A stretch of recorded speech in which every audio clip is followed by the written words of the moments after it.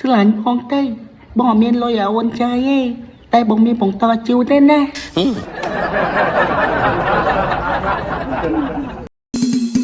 ច្រឡាញ់បងទៅបងធាត់ឲ្យអត់ឆ្អាតចូលចិត្តដេកច្រាតនៅស្រឡាញ់បងទៅបងអត់មានសង្សារជាពាក់លុយអង្គការនៅស្រឡាញ់បងទៅបងអត់មានលុយចាយអត់លុយស៊ីបាយនៅស្រឡាញ់បងទៅបងមិនធ្វើឲ្យយំស្រែអូនលុំម្ដងជួយទៅដឹងបងទៅច្រឡាញ់បងទៅថាច្រឡាញ់បងទៅ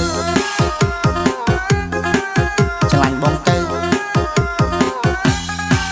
ច្រឡាញ់បងទៅ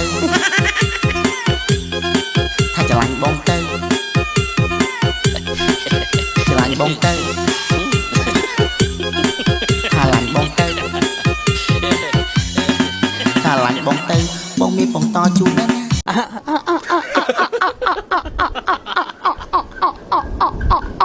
សម្រាប់ពុកម៉ែបងប្អូនស្រីៗឬក៏ម៉ែម៉ែជួយចិត្តកាត់ស្បែកឲ្យមកប្រើស្រាប់ចិត្តមួយនេះបានស្រាប់ចិត្តមួយនេះអាចធ្វើឲ្យស្បែកយើងទន់ភ្លឺមាត់រលោងបំបត្តិស្នាមក្រើម